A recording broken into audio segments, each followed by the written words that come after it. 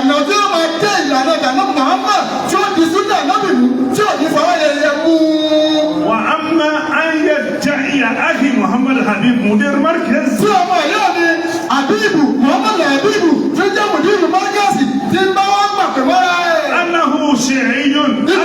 ìgbẹ́ sí àná òun tí ń pariwo rẹ̀. يميز أنه شيعي يحب عليا وهو لا يحب أبا بكر ولا عمر ولا عثمان. tí ń sẹ́gbẹ́ òun nífẹ̀ẹ́ ọ́nì ọ̀wọ́ kò bẹ́ẹ̀ ni kò nífẹ̀ẹ́ Abubakar kò nífẹ̀ẹ́ Usmanu bẹ́ẹ̀ ni kò nífẹ̀ẹ́ Umaru. ويجعل في الصحابة الكرام. tí wọ́n fẹnu yẹ̀yẹ́ pé àwọn sàábẹ́ alákọ̀ọ́lẹ̀ jùlọ. هذا ضلال بين. àlù tó fojú ọ̀rẹ́ lẹ́yìn ni. لا يجوز ولا ينبغي أن يصدر من هذا المكان. kò yẹ kí irú bẹ́ẹ̀ ká máa fi ẹnu yẹ̀yẹ́ ẹnu àbùkù tó gbogbo àwọn sàábẹ́ kọ́ máa wá jẹ́ lọ́tà yẹ̀yẹ́ yóò ti máa wá. كأن ليس في البلد من كبار صالحين. ó dà gẹ́gẹ́ bí ẹgbẹ́ kò sí àgbà gidi nínú ìlú mọ́. ولا من مركزيين. kò sí àgbà gidi nínú mọ́ríkàsì ولا lọ́ni. من أغيارهم. nínú àwọn tó tún yàtọ̀ sí ṣẹ́kọ̀ sábàlá أين أمير البلاد؟ أين أمير إيلون؟ ọba ìlọrin أين kọ́ إمام إيلون؟ ìmáàmù lọrin kọ́ في إيلون. gbogbo àwọn àgbàlagbà tí wọ́n bẹ́lú lórí ìrọ̀lẹ́tẹ̀ dákẹ́ sílẹ̀ yìí dọ́kítọ̀ nínú ẹ̀yìn àfà sílẹ̀ yìí onídùúgbò ìrọ̀lẹ́tẹ̀ dákẹ́.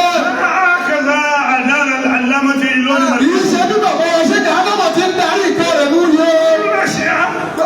كلنا شيعة. ọmọ ọlẹ́ sí àríwá. لكن شيعتنا أن نكون على ملة رسول الله صلى الله àmọ́ عليه sí وسلم. àtiwọ́ gbé káwà lórí ìlànà ìtànà Muhammad àti ìlànà rẹ̀ àtàgbékalẹ̀ rẹ̀ òun náà làwọn bẹ̀rẹ̀. وما حبنا لأبي بكر إلا حبنا لمحمد صلى الله عليه kò وسلم. sí ìfẹ́ kẹta àdísẹ́ Abubakar ju ìfẹ́ ta àdísẹ́ náà Muhammad lọ. حبنا لرسول الله إلا حبنا لله. ìfẹ́ wọn ta wọ́n sí nísẹ́ náà Muhammad ìfẹ́ tọ́lá ọmọ náà la gbé sórí ìdàgbàsí. وإن أهل السنة والجماعة lọ́dọ̀ àwọn onísúnnà tó sì jẹ́ ìjọ هو الخليفة الأول. Abubakar ní àlífà àkọ́kọ́. وعمر هو الثاني. Umar ní ẹlẹ́kẹ̀ẹ́. وعثمان هو الثالث. Usman ní ẹlẹ́kẹ̀ẹ́. وعلي هو الرابع. Ali ní ẹlẹ́kẹ̀ẹ́. هكذا عند أهل tó ti rí السنة. nìyẹn lọ́dọ̀ àwọn èèyàn tó dà. أبو بكر àdísẹ́ Abubakar عمر àdísẹ́ Umar ونحب عثمان àdísẹ́ ونحب Usman علي àdísẹ́ ونحب Ali. الصحابة gbogbo أجمعين. àwọn sàábà látẹ̀tẹ̀ lélẹ̀ lọ́wọ́ fún wa. تعالى عنه. àdó ń bá wa yẹ́nu sí gbogbo. ما هذا الضلال؟ ẹ kí ni àmì yìí bẹ́ẹ̀ báwo ni ti rí. التشويش. báwo ni wàhálà tá ń dálẹ̀ nílẹ̀ Yorùbá yìí.